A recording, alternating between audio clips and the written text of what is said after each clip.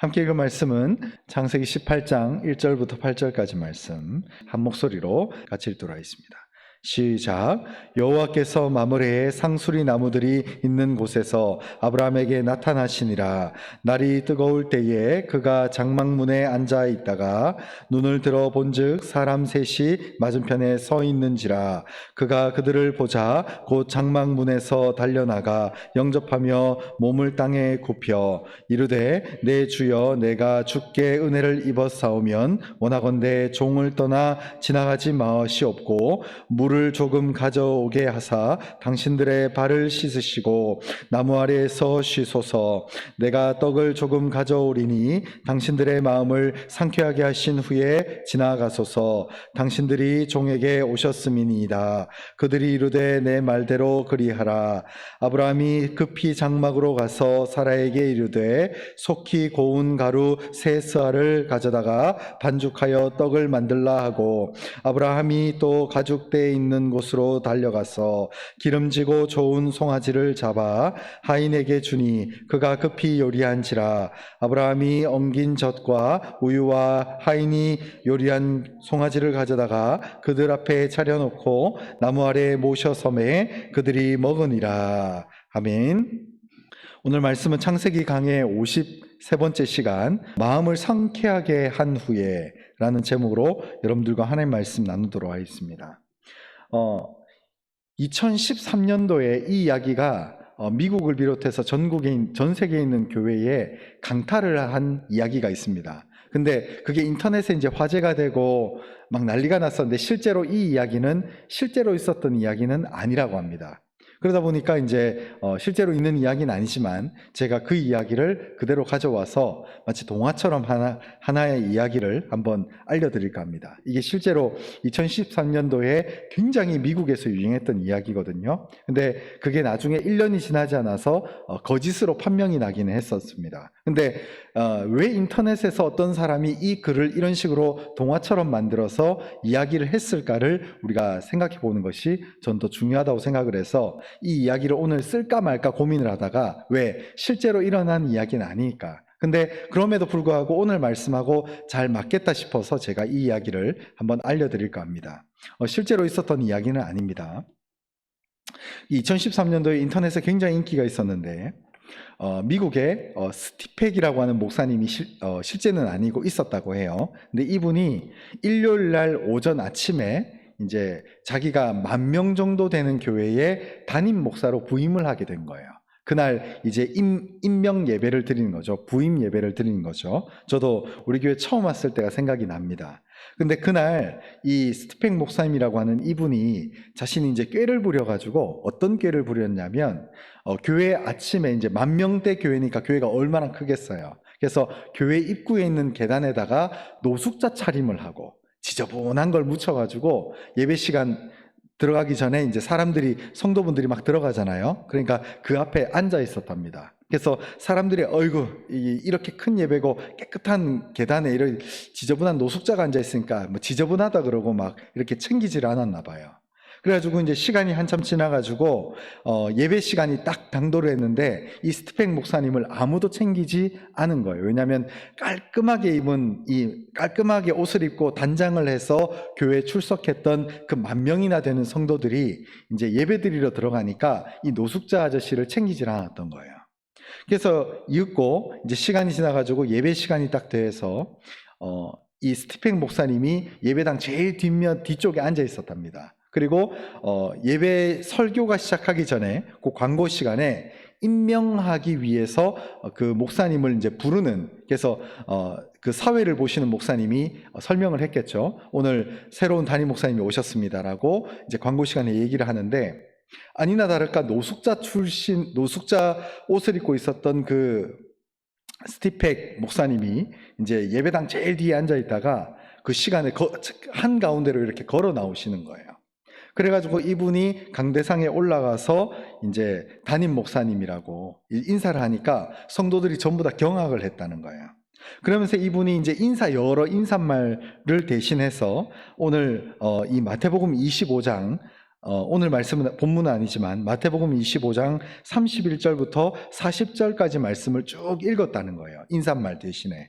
그래서 그 시작의 그 말이 무엇이었냐면 내가 줄일 때에 너희가 먹을 것을 주었고 목마를 때에 마시게 하였고 나그네 되었을 때에 영접하였고 그러다가 여기 내 형제 중에 지극히 작은 자 하나에게 한 것이 곧 내게 한 것이라. 이 구절을 쭉 읽었다는 거예요. 그러자 이제 성도들이 막 울고 회개하는 사건이 그 담임 목사님이 임명하면서 벌어졌다라는 것이 그 인터넷에 이야기로 떠돌았다는 그런 사건이 있었습니다.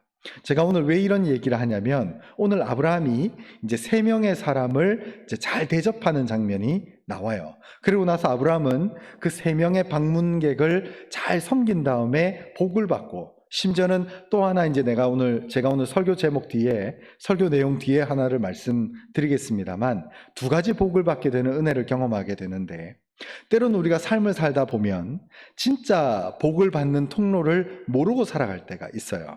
사실 제가 어떻게 보면 좀 주일날 좀 불편하게 자꾸 진심으로 예배하자, 진심으로 헌금하자 이런 얘기를 했는데 그 얘기의 본심이 뭐냐면 결국은 우리가 생각하는 이 정도면 괜찮겠지. 그죠? 그리고 이렇게 하면은 괜찮을 거야라고 하는 수준을 넘어서서 우리가 진짜 본심으로 하자. 그리고 진심으로 하나님께 하자는 것을 제가 강조하기 위해서 이런 일련의 말씀을 계속해서 주일날 드렸고 또 오늘 말씀이 그 결정타라고 저는 볼 수 있다라고 생각을 합니다. 특별히 오늘 창세기 18장 1절부터 8절까지 말씀은 이 3명의 천사, 더 정확하게 말하면 한 분 하나님과 그 양옆에서 하나님과 함께 왔던 2 천사가 아브라함의 장막에 와서 대접을 받는 사건을 우리가 본문을 통해서 볼 수 있습니다.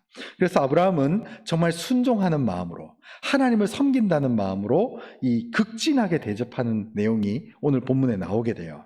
그래서 이 3명의 방문객이 이 아브라함의 집에 오게 되고 결국 아브라함이 오랫동안 마음의 수건처럼 가지고 있었던 그 기도의 제목, 아들 달라고 하는 그거.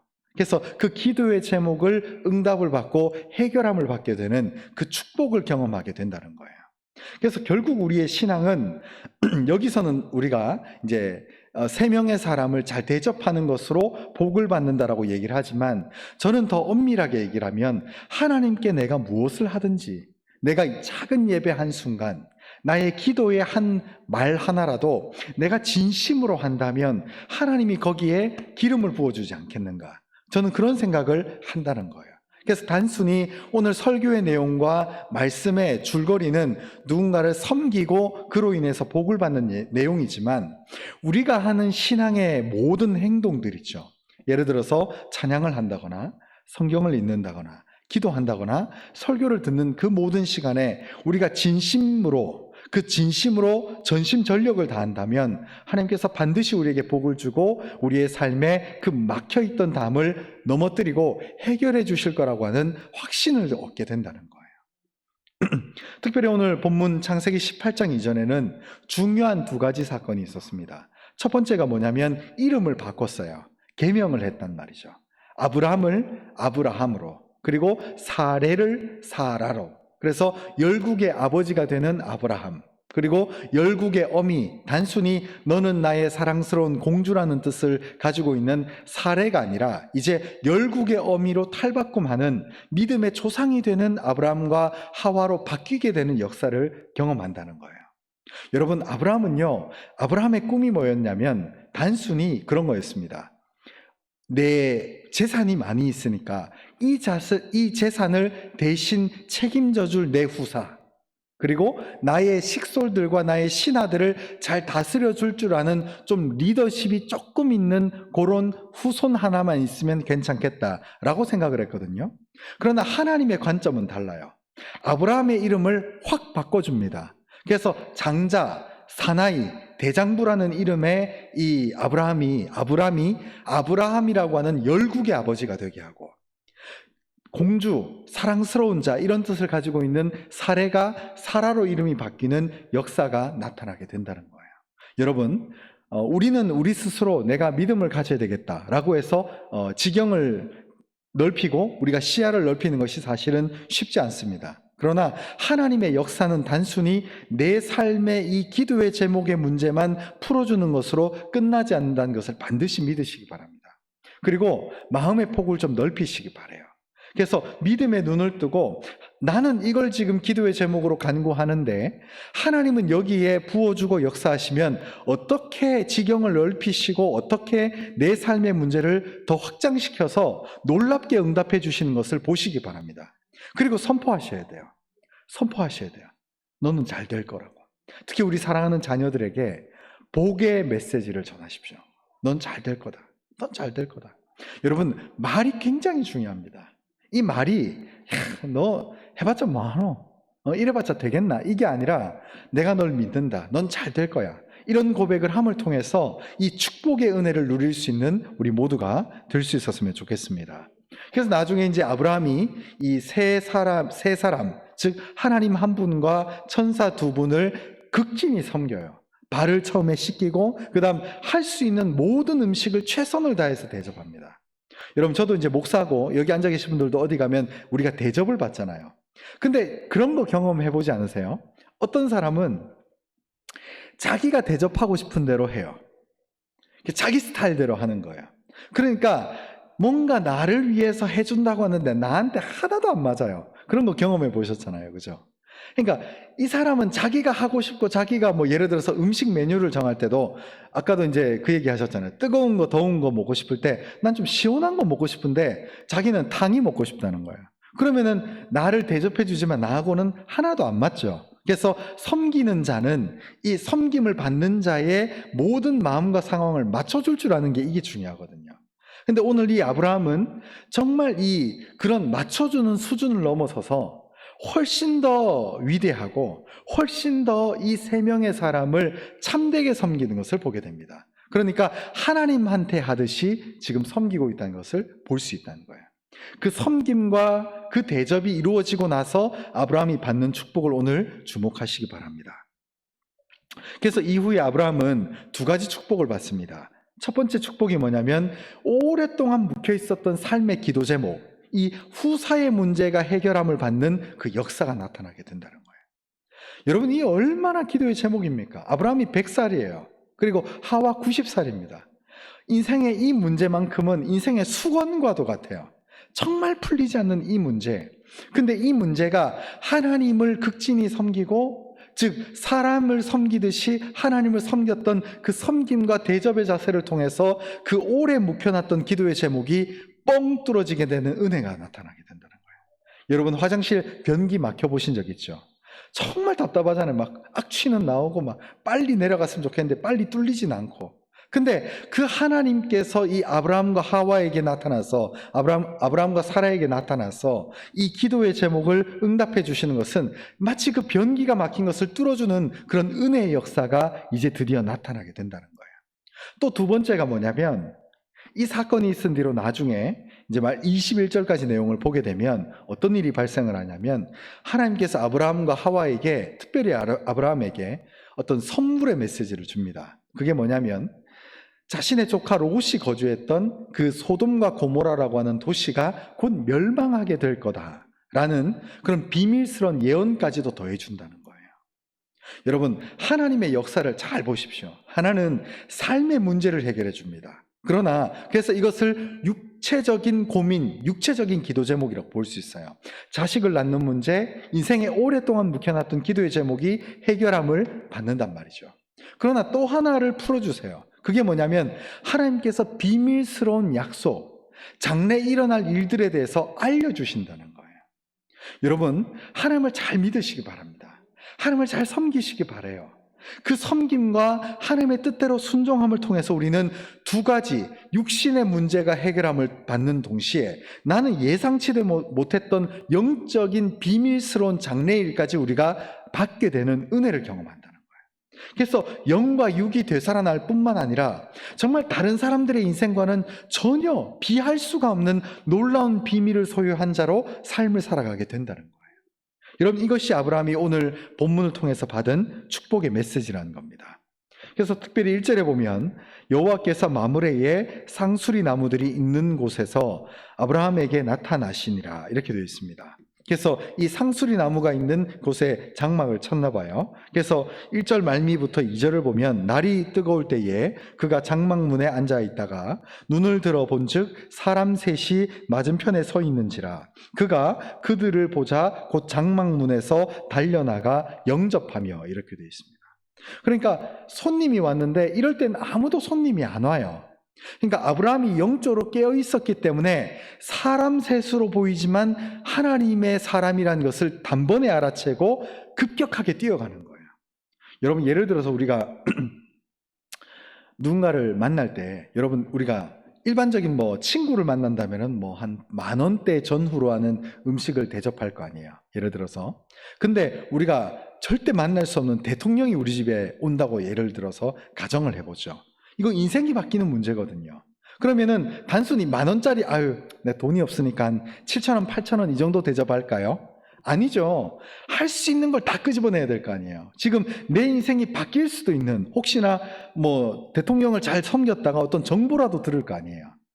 알 수가 없잖아요, 인생이라는 게. 그러니까 이런 기회를 잡기 위해서 아브라함이 적극적으로 최선을 다해서 지금 이 세 사람에게 달려나가는 겁니다. 그래서 자기가 할 수 있는 자기가 할 수 있는 최선을 섬기고 다 끄집어내는 거예요.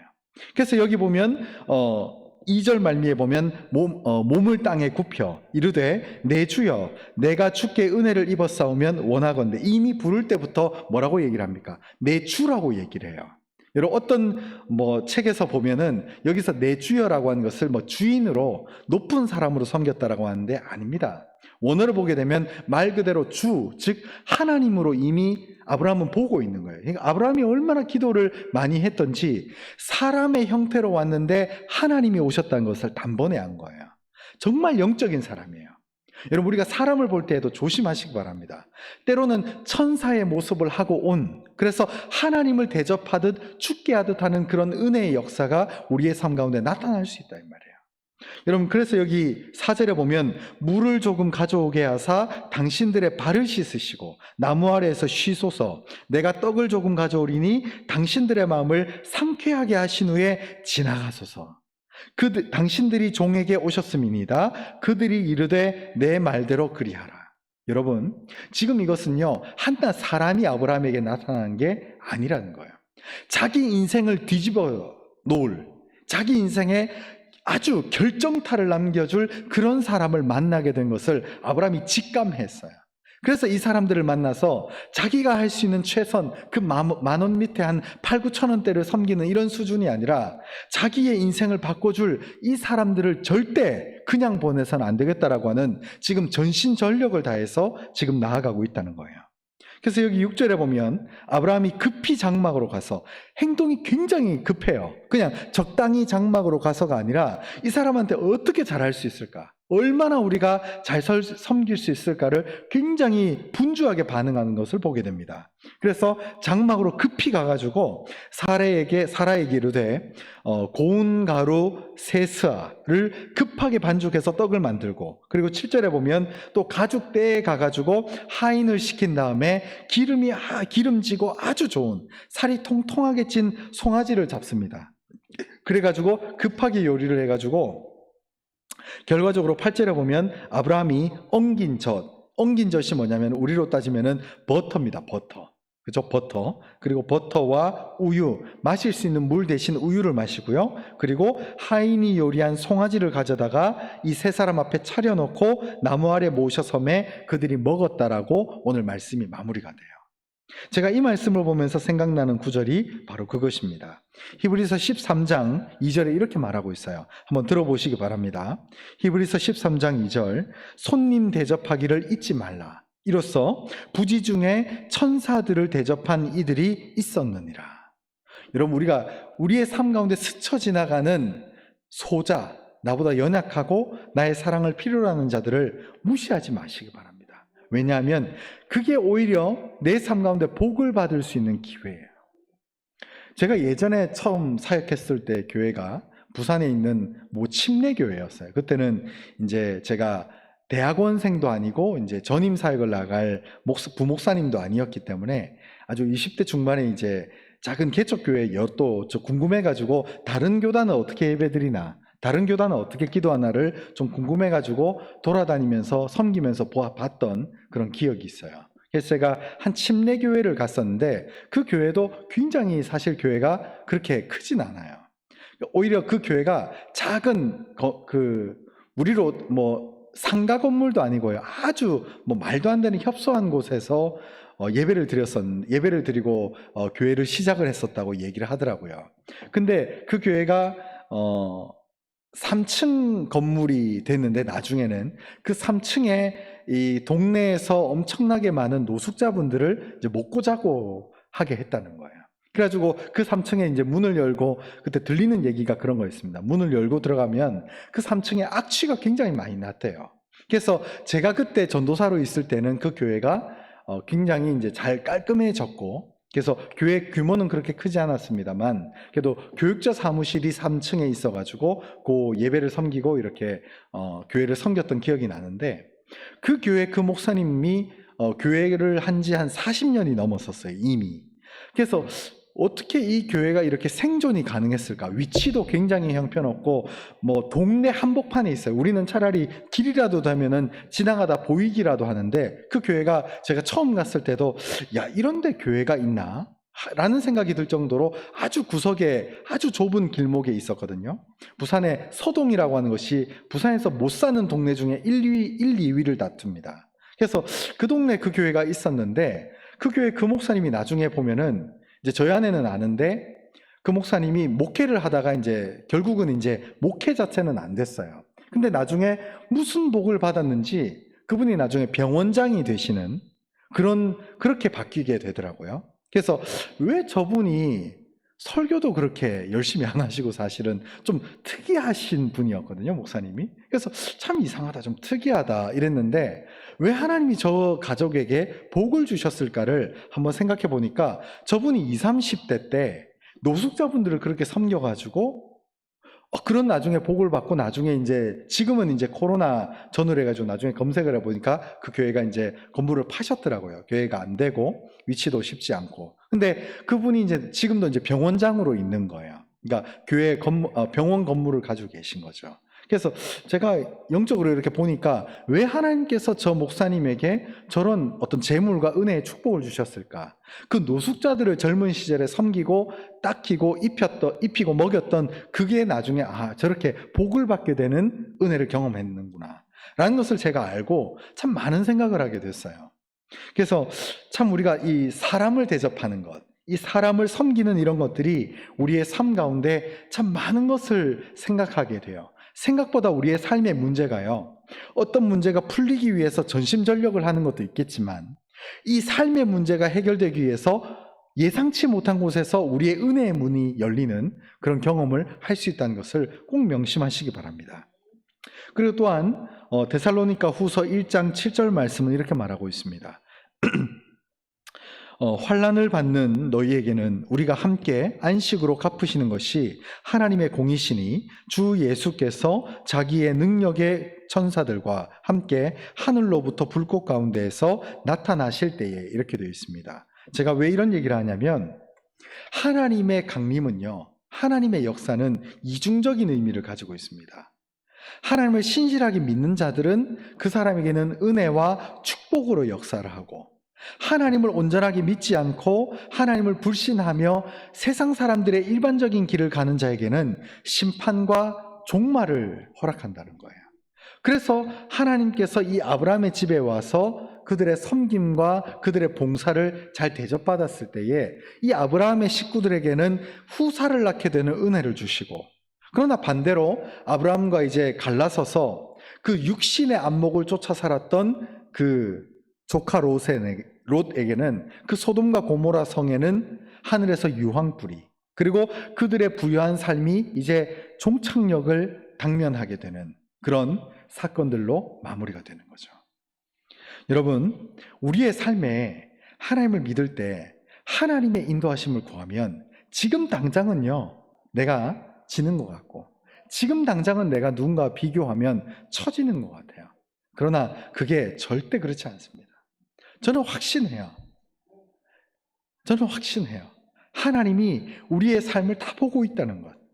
우리가 삶의 모든 순간순간마다 내가 이걸 선택할 수 있는데 내가 저걸 선택했어요.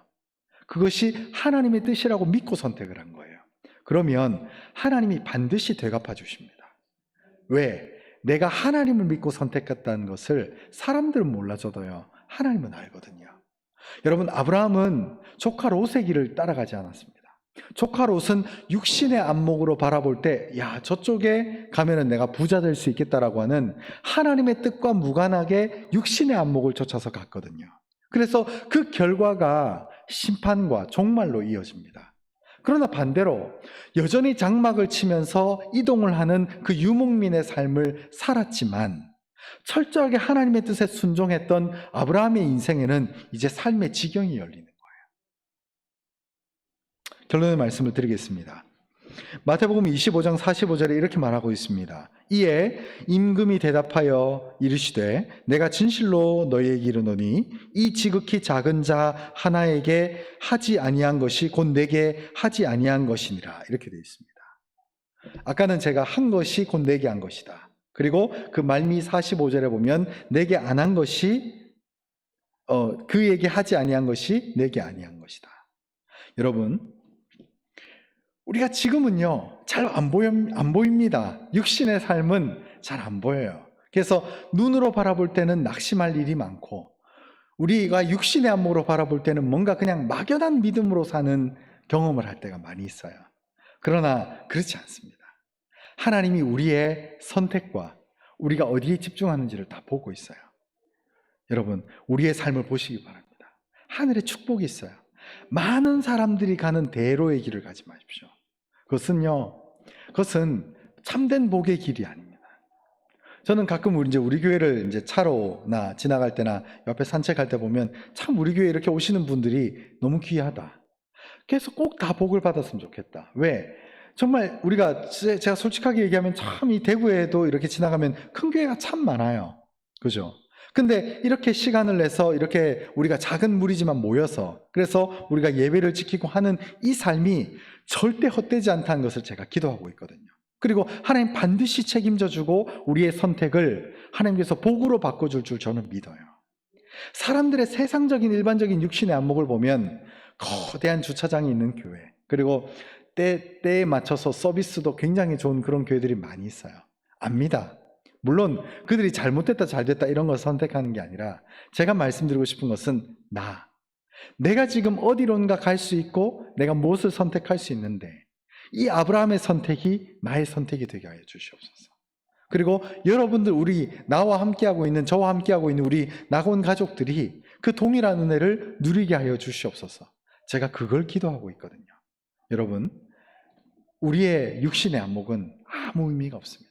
사람을 바라볼 때도 우리가 화려한 옷을 입은 자들은 어디 가도 복받아요. 어디 가도 대접받고. 그러나 영적인 세계에는 작은 소자한테 냉수 한 잔 대접한 그것이 우리의 인생을 뒤바꿔줄 축복의 기회라는 것을 믿으시기 바랍니다. 그 축복의 은혜가 내게 있습니다. 그 축복, 이 뒤집어지는 역사가 우리의 삶 가운데 반드시 있을 줄 믿습니다.